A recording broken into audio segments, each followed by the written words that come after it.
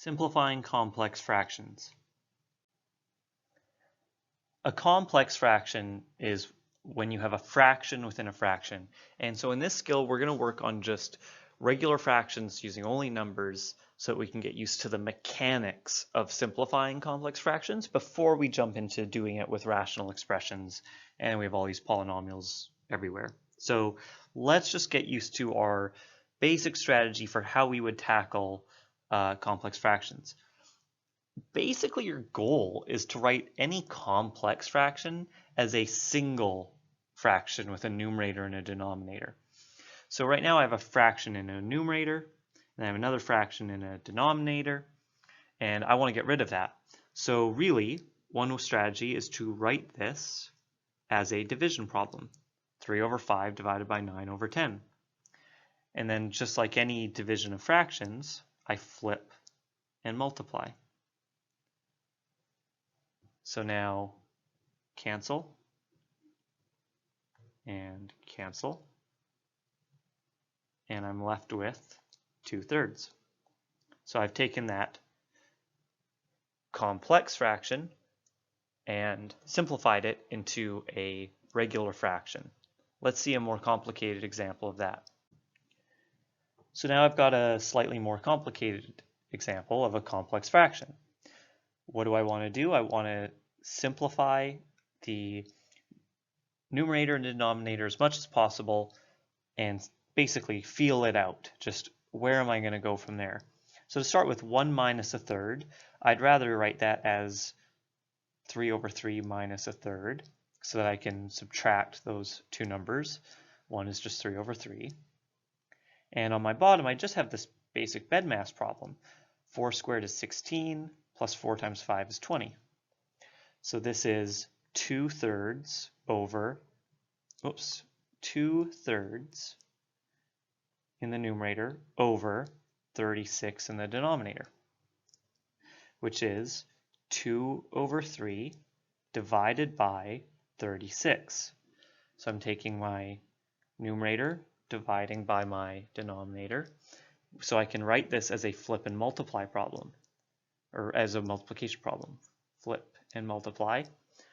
And now I'm good to do a little more canceling. So 36 and 2 would leave me with 1 and 18. So this is 1 over 3 times 18. I can't do that one in my head, or I could, but I don't want to. So that's 1 over 54. So there's my complex fraction simplified. So I've got one last one.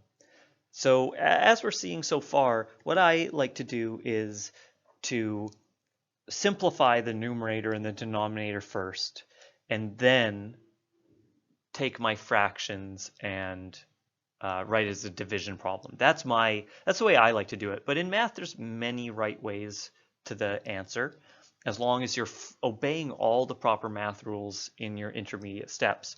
So one thing you could do is rewrite this straight from the beginning as that division problem. So 2 over 3 minus 1 over 4 divided by, so that's my numerator here, divided by the denominator, which is 4 over 9 plus 1 over 2.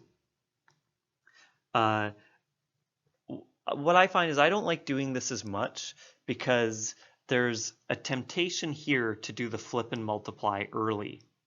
But we can't flip and multiply until this is a single fraction. Basically, really, you want that second fraction to be a simple single fraction, not the addition of two fractions. So I personally, it's a valid method, but we need to simplify first. But I just find that there's room for mistakes there, so I don't do that. What I do is simplify top and bottom first. So how am I going to subtract 2/3 and 1/4? Well, I need a common denominator, and I think that's going to be 12. So that would be 8 over 12 minus 3 over 12 in the numerator. And then the denominator, 9 and 2, the common denominator is going to be 18. So this would be 8 over 18 and 9 over 18. And now continue and simplify those fractions. So that's 5 over 12 over, in the numerator, over 8 plus 9 is 17 over 18. And now I've got my fraction that I'm going to write as a division problem. Because now it's really easy to do that flip and multiply with the second fraction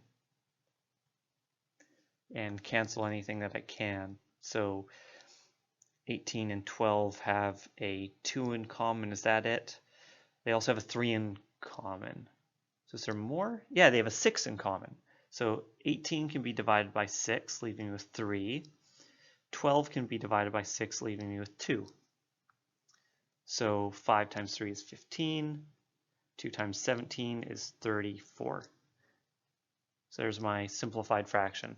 So again, we could have got to the same answer by following the line of thought that I did at the beginning, but I just find that there's more room for mistakes if you don't simplify that numerator and denominator right from the beginning.